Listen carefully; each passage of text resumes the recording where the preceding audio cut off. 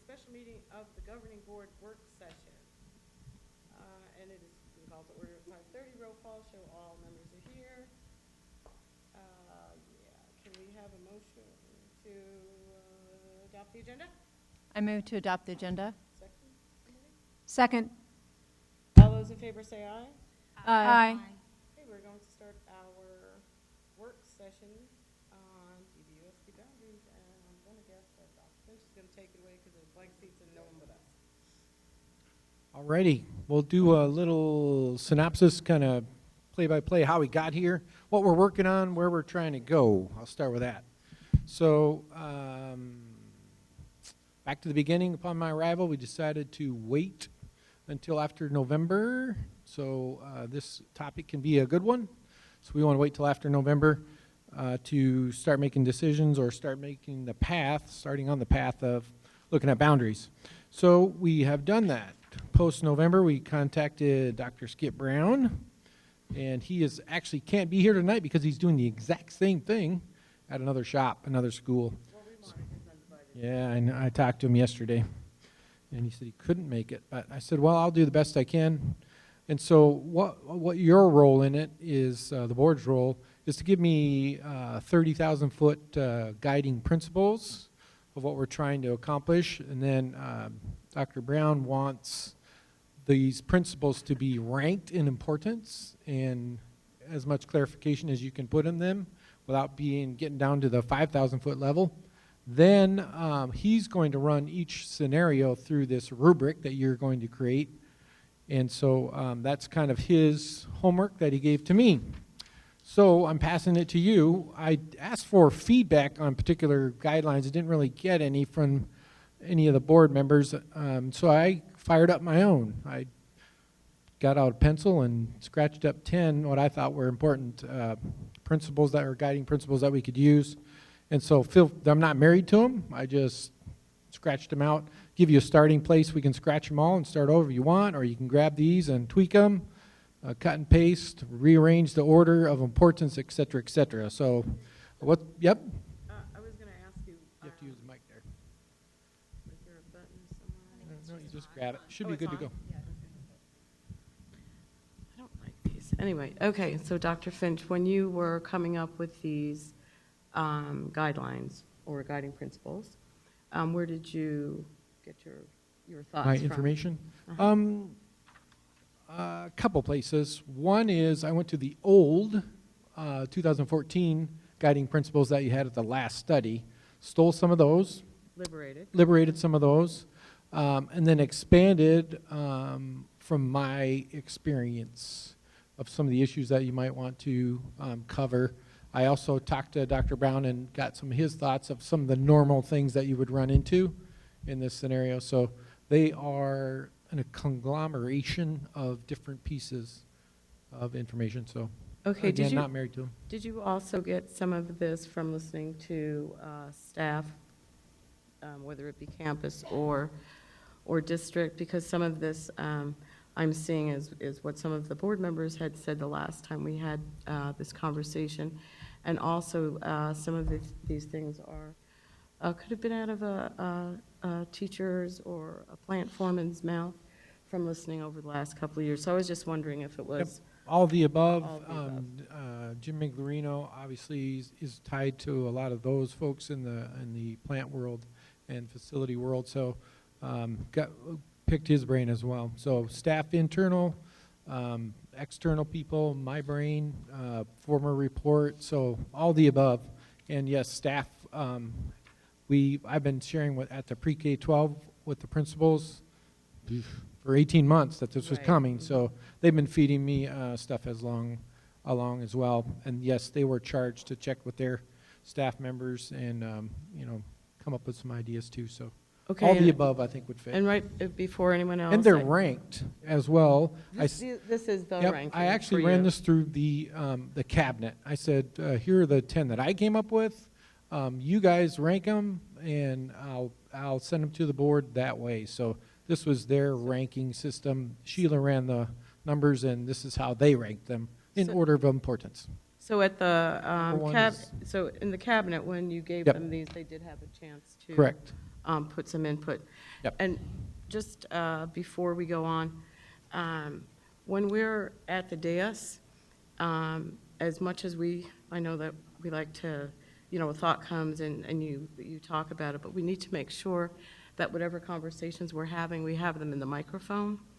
Some of the feedback from the live streaming is that they can't hear what we're saying. Right. So I just wanted to point that out. Yep. So anybody else want to start with something? I just had a question. Oh, absolutely, go ahead. Are you planning on having different options when you reach the end, or having one option? Good question. I believe there will be at least 3 options, at least 3. So the plan is to bring you multiple options. I think what will happen, great question. I think what will happen is, let's say tonight we agree that we're going to put number 4 up to number 2, and we decide that this has more value than the other.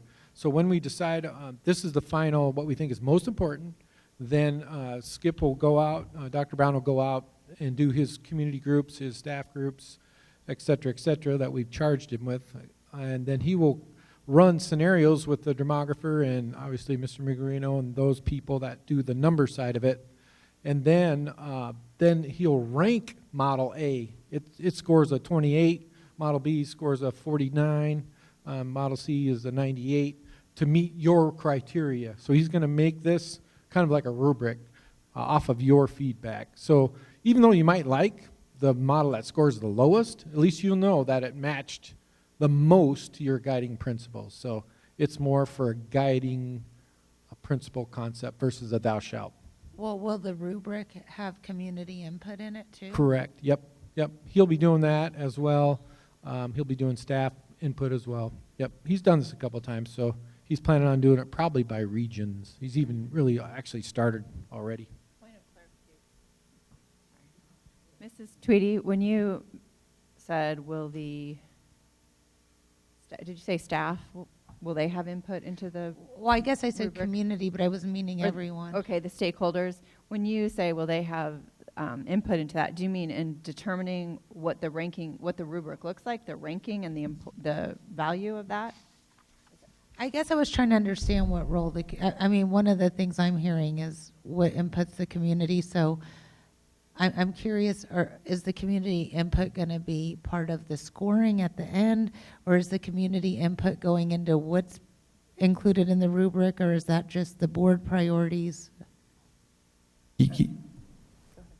To answer your question, yes, the board is really the one that's going to give us the guiding principles, obviously with the larger staff input, executive cabinet input, and myself input.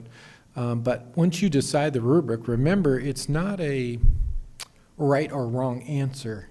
These are guiding principles. So once we decide the top 10, the principles that we're trying to complete, then they go out, gather information, then they design the models, then and that's where we get the feedback. That's the feedback section. Then they'll come back to us, and I'm assuming at the end we'll have 2 or 3 models to choose from. Skip said he likes 3, so I'm assuming that's what he'll aim for.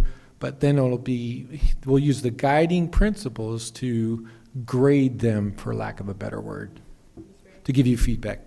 I would really like to make sure that we're taking into consideration our parents and that stakeholder group when we're coming up with our guiding principles and we're ranking them. I would like to see what they think, because it's going to impact them the most and their kids. So I think what I hear, Ms. Tweedy and Ms. Reed, and I don't mean to speak on behalf of board members, but I just want it for clarification. It sounds like you have board members saying once we decide what we think are guiding principles, that they're going to want stakeholder feedback in the form of a survey. Am I right in what I hear you two saying? Yeah, some sort of a survey would be great. Some sort of way for them to communicate back to us to make sure that we have what we say is important and valuable is truly what's important and valuable to them. I would really hate to start down this process and disengage that stakeholder group right from the get-go. Well, Yeah, I go would ahead. agree with Mrs. Reed that that's essential to getting parent buy-in from the beginning. Because if you Okay. don't get buy-in from the beginning, you're not going to get it at the end. I like it. It shouldn't be a problem. The parents are going to be involved in all the steps, so I shouldn't be a big deal to do that. But I think we started out with take a stab at it, to give them something to aim at. That's my suggestion, so. Do you know what, whoa, that was loud. Do you know what the design is that Skip Brown is using? So we come up with the 10, are those given to the stakeholder groups for them to rank that, or are they independently going to come up with things that they feel are important, and then we figure out how it matches? That's the part that's a little cloudy right now. Yeah, my 2 cents would be, we don't need 40 guidelines. So that's what'll happen when you say, hey, give me your guidelines. So what I'm looking for is clarity maybe on the guidelines that you've offered, and maybe ranking order, which would show the importance. But there's probably a different way to do it. I don't know, Jim, do you have any thoughts, or you on this thing? You can stay right there. We can bring the mic to you, no charge. Yeah.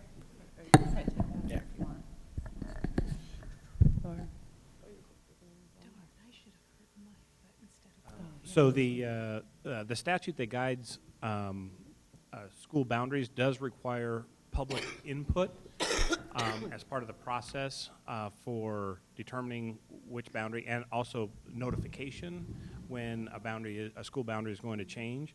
But what I think I hear the comment about tonight's work session related to the guiding principles is maybe we want some input, because we're going to use those guiding principles to determine the merits of the various options. And I think we can do that. I actually leaned back over and I think Dr. Smith was even taking a note, since he's our survey expert, about maybe taking the list of guiding principles and determining if that is in alignment with what our community feels is important. We're doing something very similarly with the Budget Committee right now, and we can get that feedback as we're developing options, because really that's how we're going to determine which options we should be looking at is based on those guiding principles. So it's really, if you think of it almost in reverse engineering standpoint, there's going to be plenty of opportunities for community input because the statutes require that. But for the exercise tonight, the objective is what are we trying to accomplish by changing the school boundaries?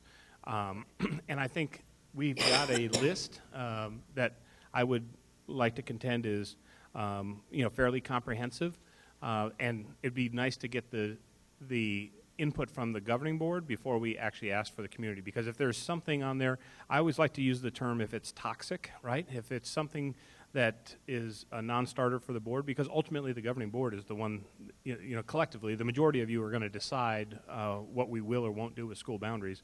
But if there's something on there that you want to see removed from the list, or if there's something that's not added on the list, we can certainly get additional input from the community through the survey that was suggested.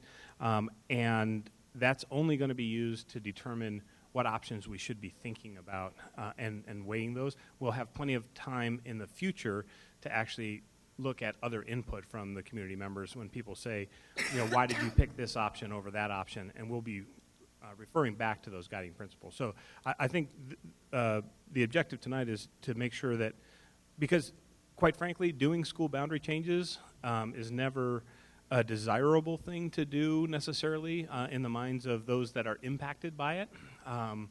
But if there's an objective involved, you're trying to accomplish something, it makes it a little bit more palatable. People will tend to understand that it's for a purpose, a desired purpose, not just to upset the apple cart, to use that cliche. So.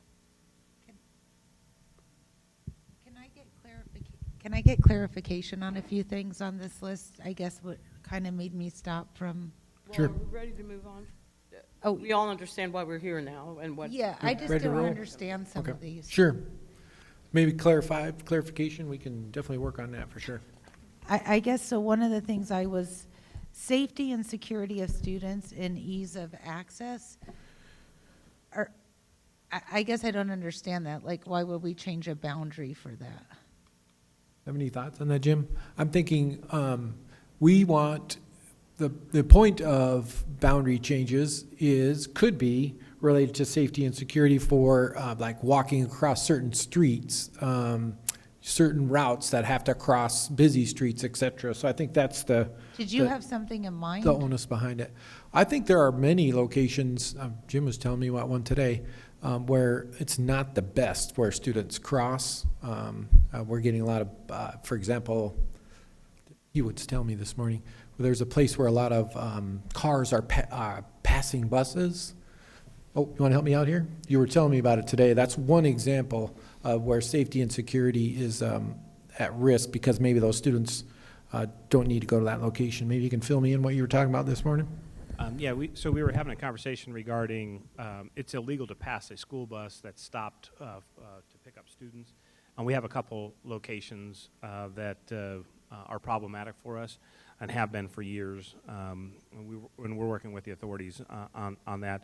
I believe if you're talking about item 6 on this list, the safety and security of students, it's really in discussions of what the ultimate school boundary would look like.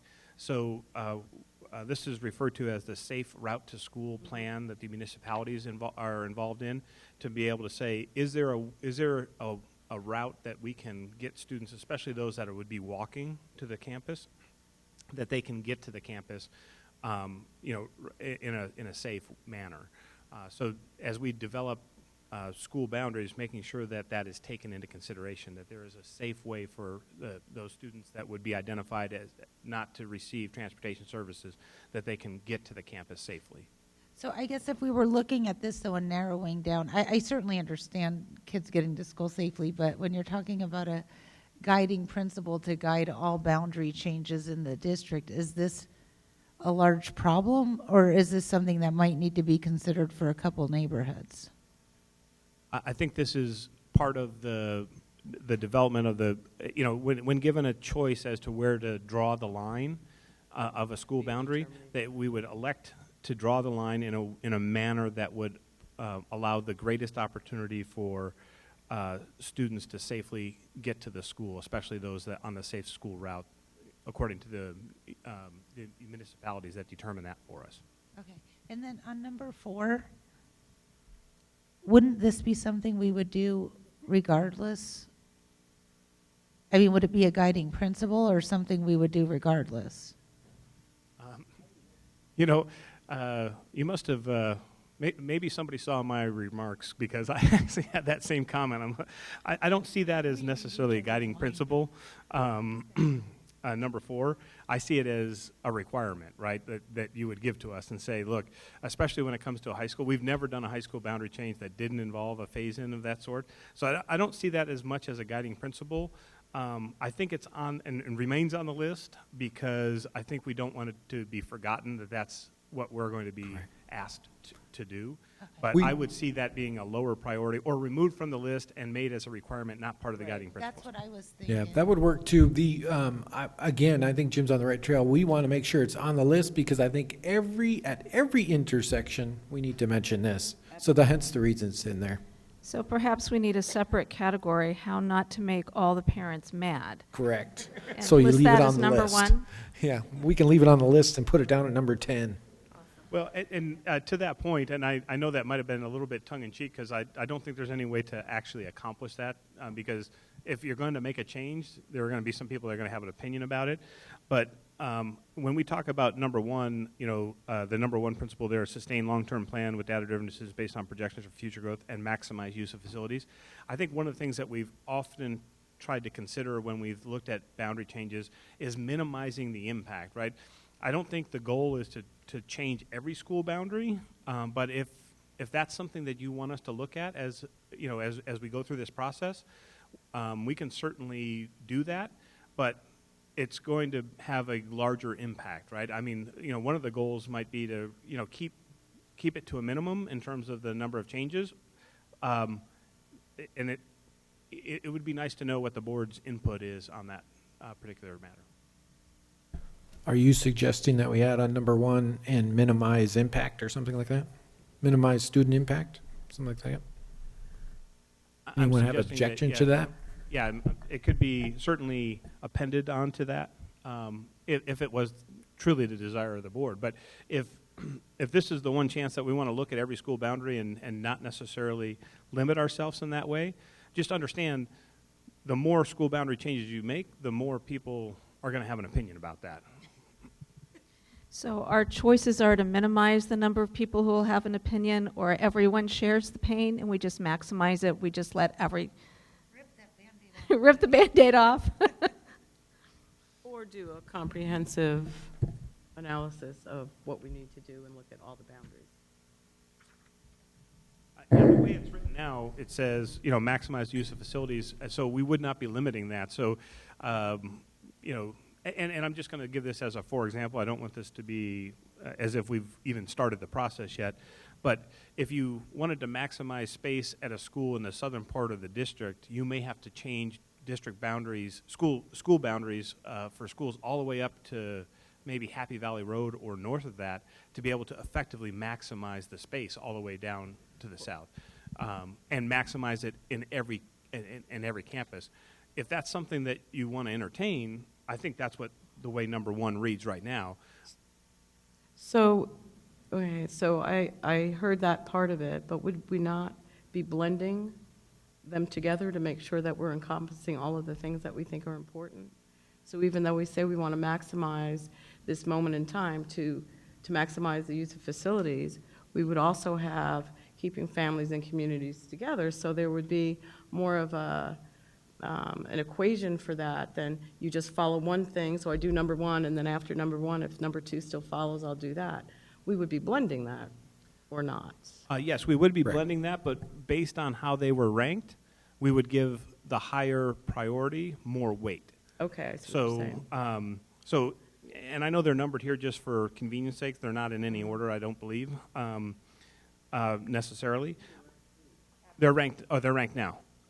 So the way they're sitting now is we would maximize the use of facilities to a greater extent than we would keep families together. Okay. Now, it's not that we won't consider keeping families together. It's just been Right, but because number given, 1 when is given number... the choice right. between the two, Right. Okay, I got you. we will When you opt get to your score at the end, it'll be blended for sure, weighted, like a rubric when you're teaching Right, a okay. lesson, same concept. So I agree that minimizing student impact should be probably a little bit more to add there. That's a good suggestion. Kind of takes the edge off of the snowplow effect. I had a question about number 3. You can explain what your thoughts are on that one? Yeah, this one's not mine, but I've been involved in the conversation, so I can't resist picking up the microphone, apparently.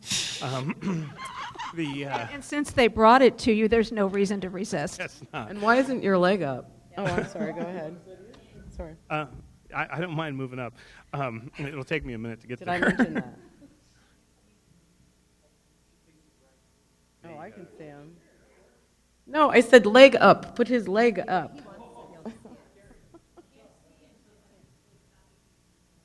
Well, isn't that who Jim is? Yep, Mr. Migliorino, just for the record, I'm extremely jealous. I think next time I will consider hurting my leg rather than my face. Well, I did my knee and I didn't get one of them either because it doesn't work on the knee. Okay, sorry And we for that. keep Jim on track. I know time is short. But number 3 speaks, I think, to the fact that we do want to take into consideration that we don't want to disrupt maybe some of the designations at some of the schools, especially when it comes to title status and things of that nature, or that could affect some of the resources that are available for a particular campus.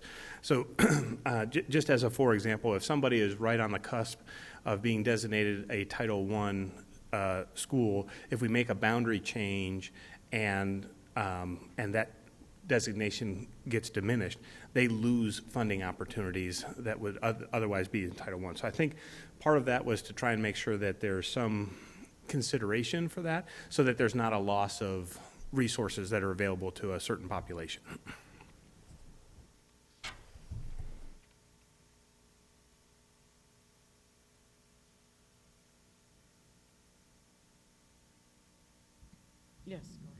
I'd like to touch on number 8, the importance of proximity, location, and contiguous boundaries.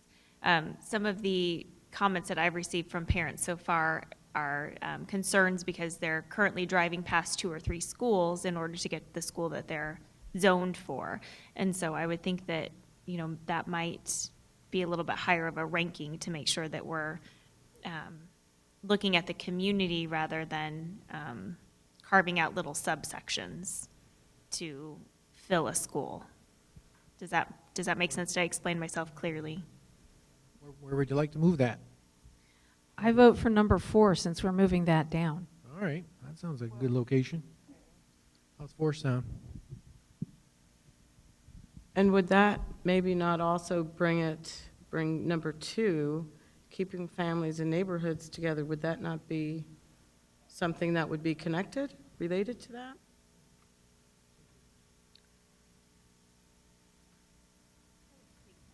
Wouldn't, I would think, I would think that those could be combined, maybe. Yes, They're that's what I very thought. similar. seems- Thoughts on that? I think 8 supports 2 as well. I think it also, in my opinion, also touches on number 6 as well, safety and security of students and ease of access, because proximity and those will go kind of hand in hand. I don't know that, I mean, nobody asked my personal opinion, so I shouldn't share it, I guess, but I'm asking, what's your personal opinion, Mr. What do you think, Mr. Miglerino? I think as it's written, number 8 should be higher on the list, because when we've done boundary changes in the past, we've always taken into consideration geography, certainly location, but I think it is embedded in some of the others that were already mentioned. So in number 2 and number 6, there's some crossover between those, and so I'm not suggesting that they have to be combined, but they could be combined in some way if you wanted to minimize the list, so to speak. Sometimes it's nice to be able to, some of those words have meanings to people, and remember, we're going to be conveying this to a broader public, so it's nice to have some of those words actually contained in these, so people have a better understanding. We deal with this on a regular basis, and people are going to be have an emotional reaction to some of the things that we're going to be discussing. So it's nice to make sure that we are sensitive to that. Well, Parents and how we're looking at all the parts. and I think that if we combined the words in 2, 6, and 8, that they naturally flow, and before we get into the rest of it, that could, in my opinion, be a number 2 right now. And I I think combine 6 and 8 and make it 2 instead of keeping families and neighborhoods together. No, I'm saying combine 2, 6, and 8, and make that a number 2 with the 3 of them together. I'd like to see us combine 6 and 8 and then keep those 2 separate from, keep that separate from number 2. For the words are separate? Yeah, so number 2 remains keeping families and neighborhoods together. but As a number 2? As a number 2, Okay. and then put 6 and 8 together. I would agree with that because I think number 2 is going to be extremely important to parents, so it should be listed out separately as Right. its own I think item. that was good advice, Mr. Miglerino. And then we could push the 6 and 8 as a number 3 for a placeholder right now? Or number 4? Or number, Yeah, I think it could go into number 4. well, because those all, so then 2, 3, and 4 would actually be very closely related, so that works. What about you, Mrs. Reed? I just had a question too on number 5. Is there something specific you were thinking of on that one? Is there one high school you don't think has, I do think, let me think how I'd word that. Do you think, I think there's one high school we really do need to build enrollment at because the other 3 are more crowded. And is number 5 a way of dealing with that, or?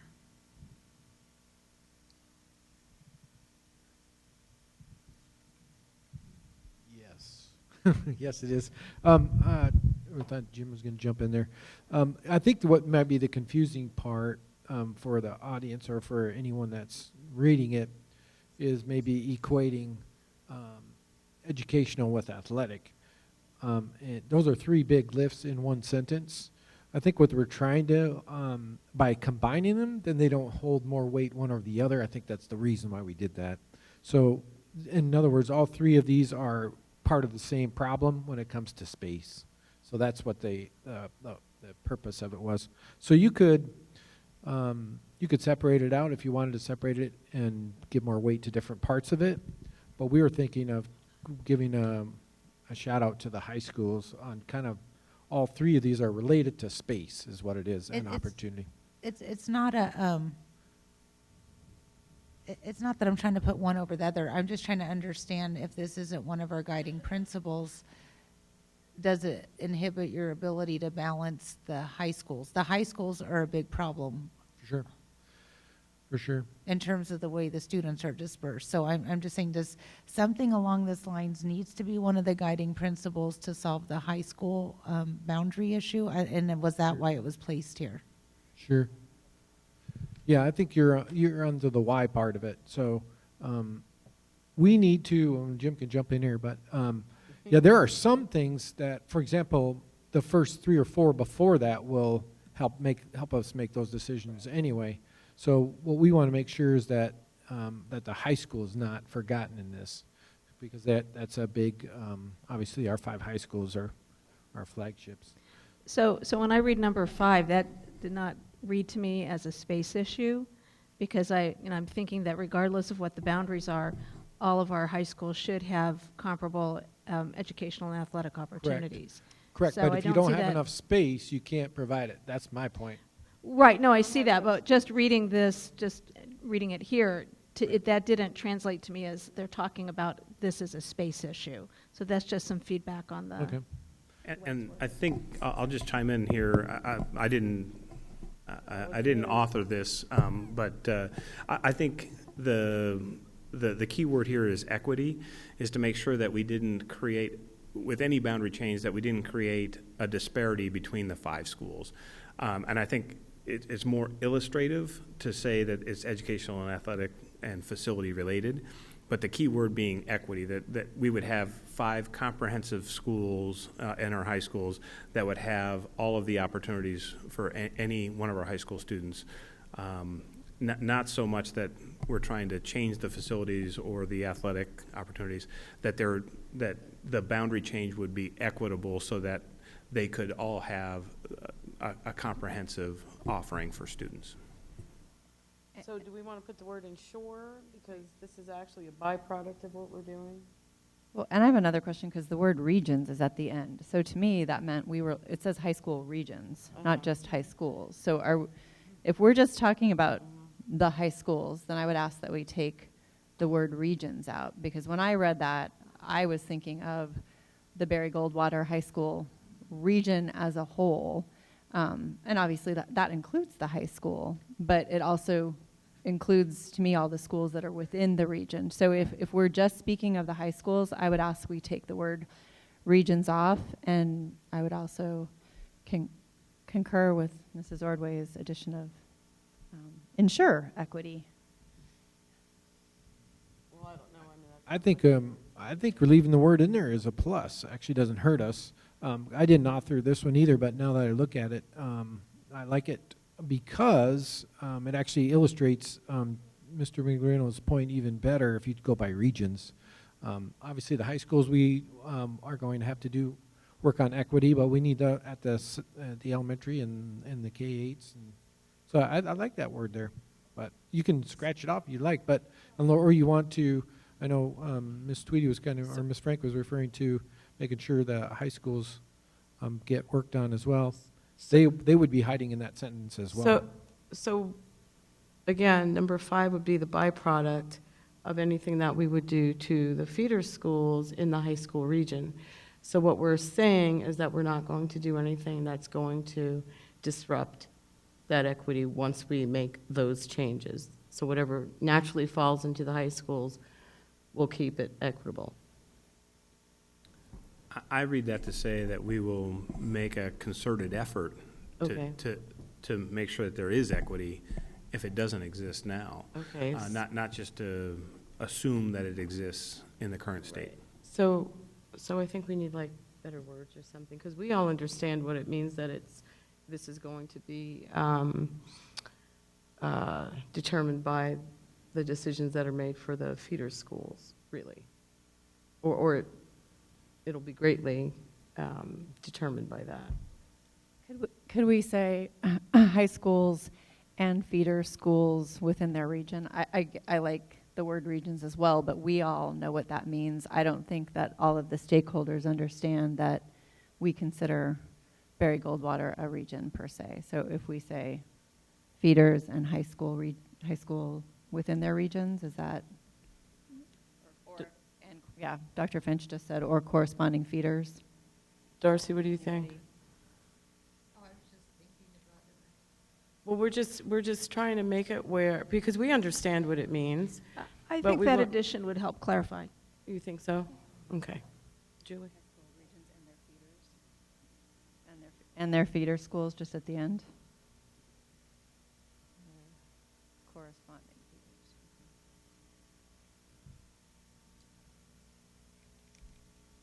No, I think I agree the document needs to be for the public and not for, the employees will know that anyway, but I mean, it's the public that's going to be impacted when their kids. Well, and certainly if we're going to give this out to them to get their feedback on, I think that makes good sense.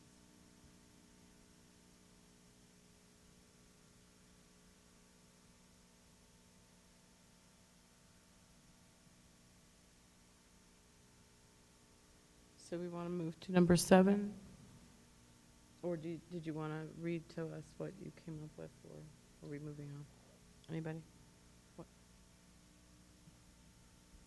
7? Transportation, I think that comes with any boundary move. So I think maybe what might be hiding in here as well is there's a possibility at looking at start times and how we stagger our use of our transportation system to maximize its efficiency. And so that's a piece of it. Obviously, distance. We don't want to transport kids all the way from wherever to the ends of our system. So I think that's what that's really talking about. So yes, we could transport all the kids from Norterra Canyon down to Greenbrier, but that doesn't make sense. And so that's what it's saying, making sure that we do, that we have efficiencies and equities in transportation. And I think Dr. Brown actually knows a lot about that. And so he even helped us with this idea.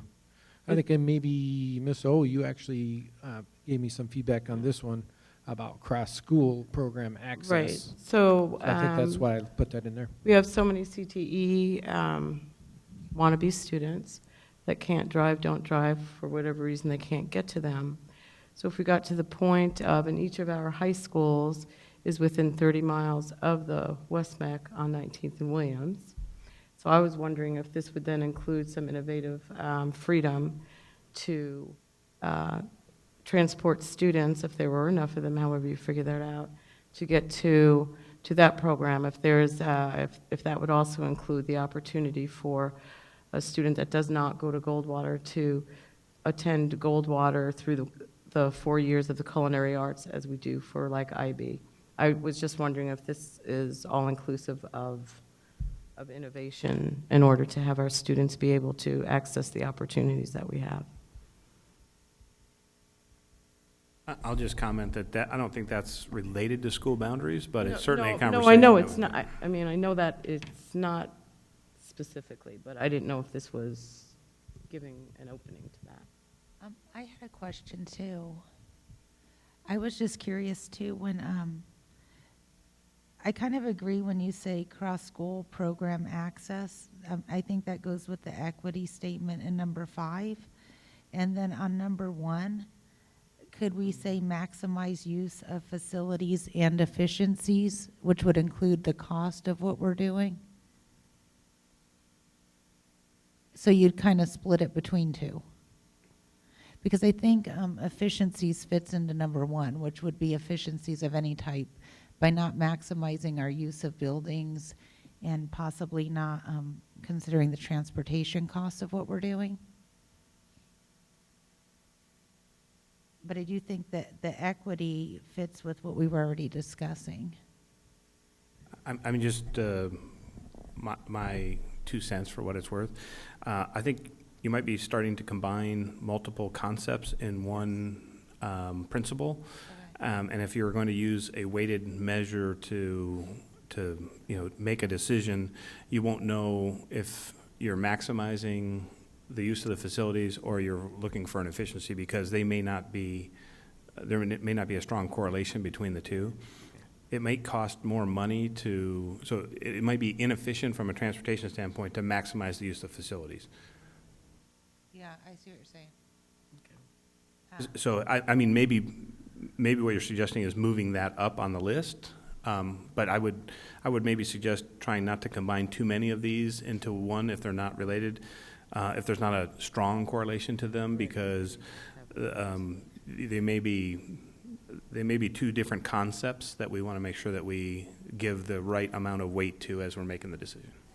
So what I would be interested in, though, and I'm thinking of the efficiencies, I get what you're saying about maximizing use of facilities, but maybe at the end, as we do our rubric, we just have a total cost of the plan or savings to the district, a net cost or savings. So if we would improve efficiencies, we would see that as a positive, but if we'd have to offset it by the increased, you know what I'm saying? So if we do this plan, we're ahead of the game, we're behind the game financially. Yeah. Yeah, but put a price tag on each plan. That would be pretty hard to do, but I think we can get general. I think transportation is one example that we can get a number on, but I think what's going to happen when you get to the end, this plan A will be a score of 47, plan B is whatever, plan C is whatever, and even the most efficient or the most maximized will be the one that seems logical to you, but everyone in the audience and all the emails will be coming on plan C. And so you're going to have to weigh the score with feedback, with cost and efficiencies, and et cetera, et cetera. So it's not going to be really a number. This will be, that Jim would know that better than myself, if we can actually get you a number, what approximate number, what we're saving, or what the educated guess would be. I don't know, maybe you can weigh in on that, but I think that's going to be hard to do, but we can get you a general number, I think. Makes sense? Yeah, I think that,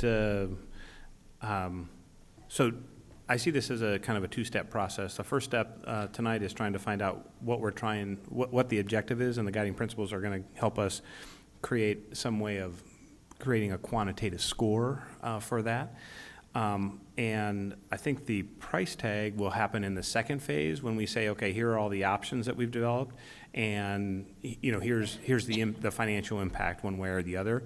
And I think we can come up with a projection based on all that, but would happen maybe in the second phase of this because again, we're required by statute to have the public meetings and everything else. So, but in terms of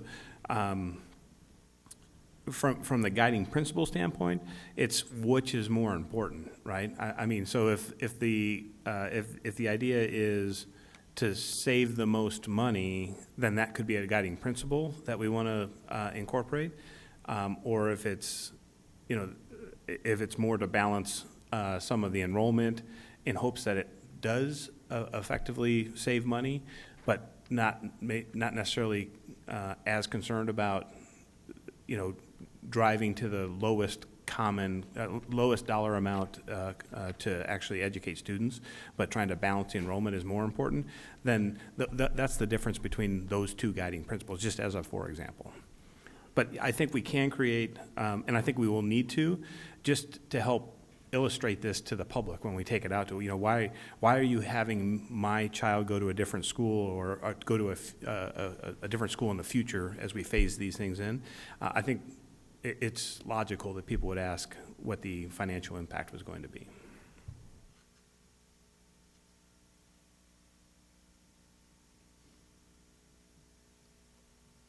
Mrs. O'Brien? I like the number 9, respond to charter influence. Can I move off of transportation? Is that You okay? may. Okay. And I understand the importance of transportation.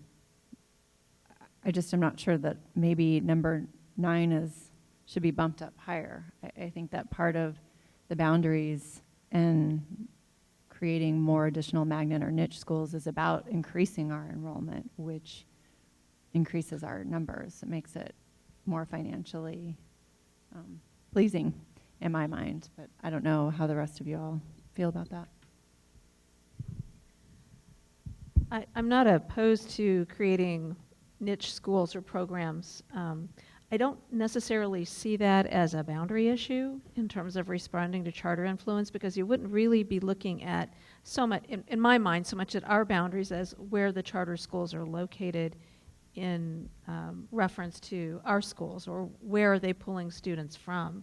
So if we have, for example, Happy Valley Charter School, and I don't know that there's any way to know this, which schools are they taking kids from? Like, are they all coming from Terramar because that's the closest? Or are they coming a smattering around the district because people happen to like that particular model? If that makes sense. So I'm not sure that I see it so much as a driving force behind how we change boundaries, but it is something that's important to consider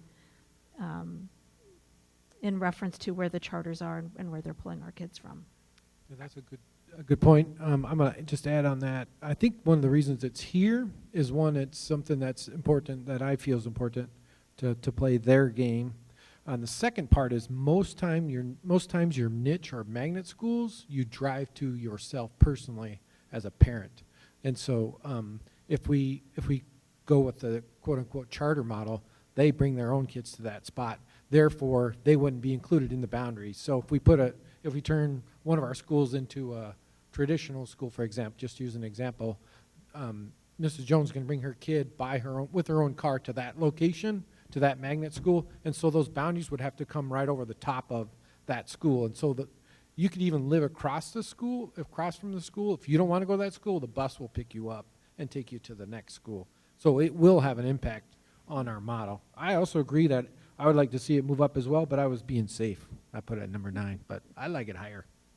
That's my 2 cents. Well, the other thing you'd have to consider is, and I think we went through this with the beginning phases of the Renaissance program, where they put a Renaissance program at Esperanza, and it was less successful there than it was at Highland Lakes. And I mean, if you look at the demographics of the two schools, I think that played a role in that. So, I mean, you can put a traditional school at school A, but if there's not support with the surrounding community, because yes, people will drive their kids to that school, but they're only going to drive so far. Well, and to that point, you know, specifically, I know like with Norterra Canyon, we have the IB program because it feeds into the IB program at Barry Coldwater. And then just some of the other discussions that we've had previously, you know, maximizing the programs that we have. So, you know, we have a traditional school maybe in the north, and, you know, maybe not have another magnet program at the school next to it, but be a little bit more purposeful in planning out those programs, considering the programs that we already have in existence. And for clarification, you're saying that a traditional school would not have any transportation to it. It would have no boundaries, just be open enrollment solely. Okay.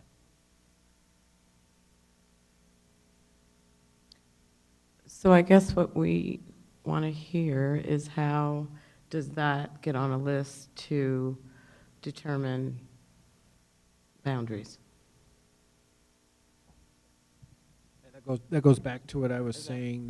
When you have a traditional model, again, we could provide transportation, but I think that kind of, if you look at the charters and their success and failures, the parents are a major piece of the transportation to get there. It's a choice concept. Right. I'm better than you, so I can drive my kid there concept.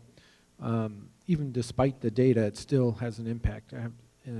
So if you say we're going to create a niche here, and I'm just using traditional for example, we would like to make it open enrollment to everyone in the district, And therefore, the actual boundary would then, the school that's the nearest, their boundaries would come in and cross over and take up all the extra space that's in front of that school, because the bus will have to come pick up Junior if he doesn't want to go to that school.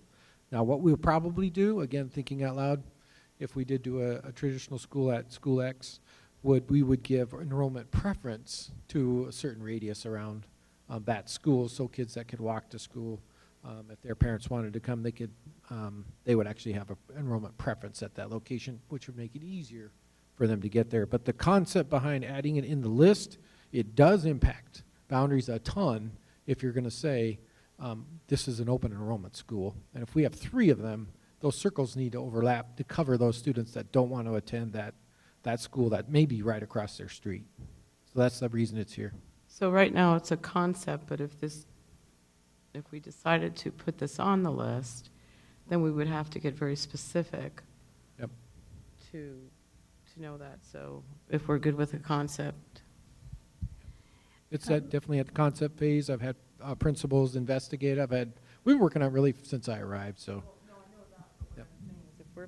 If we're putting this on a list that's going to then go out to stakeholder groups, I just think we have to be very descriptive on our concept on what we're talking about. Yep. Because now we're sitting here and we're on the inside and we're having a little bit of difficulty trying to wrap our arms around it. Yeah, I think the average parent will understand what this means, but they won't understand the transportation side of it. So maybe we need to add without transportation or something like that. Well, I was going to ask, when will we be having that conversation about whether or not we're going to have a magnet school or a traditional school that's boundaryless? Because I think that if we decide that we're not going to do that, then that probably wouldn't be a guiding principle. So, Yep. I mean, what comes first, the chicken or the egg with this? When will we have that discussion? Yep, we're learning right now. I want a proposal for the board by the end of the year. So I'm thinking March, April, May, that's what I'm shooting for. Probably May, because they still have one or two more visits left to do. The principal team that are evaluating it and doing the research on it. So they're ready, but I don't want to force them. I want them to see all the different models and then come back and give you a report. So I'm saying end of the year, or the latter third of the year. Ms. Frank? So one other option would be to do the magnet school but not make it boundaryless, because there may be some parents, let's say traditional school, who go, okay, that's fine with me. They don't want to move their kids to another school. The boundaries are still intact, but it's also open to open enrollment for parents and also open enrollment for those parents who don't want that particular model. If you're going to make it boundaryless, we better know what the market is. Because I would hate to see us take a school that was maybe at 75% capacity, make it boundaryless, and it drops to 25% capacity, because that particular magnet or niche is not what people wanted. So we need to make sure that whatever magnet or niche school, that whatever community we're putting it into, if it's boundaryless, that people want that, because they won't drive their kids to something they don't want. Right. Well, and also that there is a difference between open enrollment and no boundary, because no boundary means no one gets transportation. Open enrollment means that only those that are opening and enrolling are not getting the transportation. So that's a major difference, yes or no? Yeah, from my perspective, this part of the discussion is down the road. So I think whether we decide to put what kind of magnet or what kind of niche or traditional at a certain location, we can arm wrestle over that later. What I want here is to put a marker that this is something that we're talking about, something that we're working on, so the public knows that it's coming in the future. It might be 3 years, it might be, who knows, but we need to, and I don't disagree with you, that's one of the pieces that we'll be looking at for sure. That's hence why they're doing the investigation right now. Are we supposed to, though, come up with just 3 tonight? We're supposed to eliminate everything but 3, or no? No. No, We're just We supposed don't to really have a prioritize number. them. We're boundaryless with those numbers. We can have 100 of them. I don't I thought they recommend just that. wanted a handful of guiding principles by the end of the night. I guess I was misunderstanding why we were No, here. I think this is fine. Oh, okay. Because I think Jim's on the right trail too. I think the more descriptive you are, the better. And because there are a lot of words here that that people are attached themselves to. So it shows, from my perspective, if it shows that you're trying to think of all the potential hurdles, and then providing weight to the ones that are probably the most important to you. And then, like you said, we'll get feedback from them. So too. this is going to get turned into a rubric, though? Correct. Because That's I'm what looking Skip's at gonna the do. bottom where it says preschool opportunities for families. I think if we balanced our enrollment, we would have that automatically, because the thing that prevents it in some areas is their overcapacity and they Correct. can't fit a preschool classroom. Or that there's not enough kids for the preschool. Oh, that, yeah. It's- Hence why it's more towards the bottom of the list, because it's kind of the tail that wags the dog, but yep, Okay. it needs to be noticed. Again, same concept. It's not Right. the hurdle that's causing us all the issues. It's one of maybe a smaller one. It's also something that is an opportunity for families that they look for the preschool. So in order not, if we don't have it on the list, then it looks as though that we're not looking at it as something that's important. I have a couple of comments about number 9. Still, first, Happy Valley, the charter next to Terramar, they bus. So I don't know how many other charter schools within our boundaries or near our boundaries bus. Is that something that group is looking at? Because I don't want to flip us upside down and make that situation worse. So this is my first comment. And then I think number 9 does need to be more descriptive wording so that your average parent, stakeholder will understand. I don't know that they'll know magnet, niche, maybe traditional school, Spanish, et cetera, and that it may or may not have include transportation, since that seems to be a decision that we would make down the line. But I do want to keep that on there because I think that is a way to help and grow our enrollment down the road. And if I might just make a suggestion, I know we're using the term charter influence there. I think some of that is parental demand, right, as much as it is. Absolutely. So you had mentioned some of the wordsmithing, so we can maybe play around with number 9. I think we have the gist of what you guys are mentioning, but we can work with some of that wording and maybe even give some for examples or something of that nature, such as. But I think I've heard at least a couple people say moving it up on the list, and jokingly, we're going to have 10 number 1s, right? But where we move it on the list, or it will move. Well, naturally, it's going to move up the list at least 1, right? Since we struck number 4. Oh, and we combined number 8. So we moved it up 2. So is it okay in position number 7, I guess, on the list? Again, okay. And I do think, and this is further down the road on developing this, it's important, when you look at, let's say, Happy Valley as a traditional school, there's a lot of variables that can play into why someone put their kid there. Maybe they did because they were really sold on the traditional school model, or maybe it was they offered smaller class sizes, or maybe they wanted to be in an environment where there wasn't a large bureaucracy. So there's a lot of variables that can play into that. So I think we really want to be cautious at looking at something like that and saying, oh, well, they went there because they wanted a traditional model. That might not have been actually their number 1 reason. There could be a lot of other reasons that play into that. So that's just some food for thought further down the road.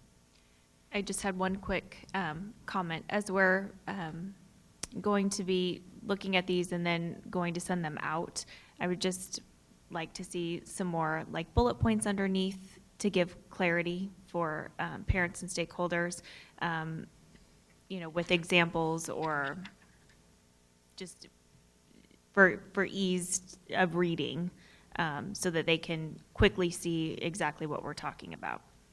And maybe to that point, and just because I wanted to give credit to our data analysis folks, when we did the budget committee, survey, the forced ranking. We have kind of a quick and dirty definition for those top 14 things, and then there's a more detailed description down further. So if somebody thinks they understand that, they can rank it right away. But if they need more additional information, and they've done a wonderful job doing some of our surveys, and I think we've already voluntold him to be ready for another survey when it comes to guiding principles. So I think he has the format. So excited. So have we given you enough for the evening since it's 6:30 and we'll get some more feedback on this? Is everybody good with that? So we can conclude the work session at 6:30? Do we have to have a motion to Yes, adjourn? We'll have a motion to adjourn. So moved? Second. All those in favor? Aye. Aye.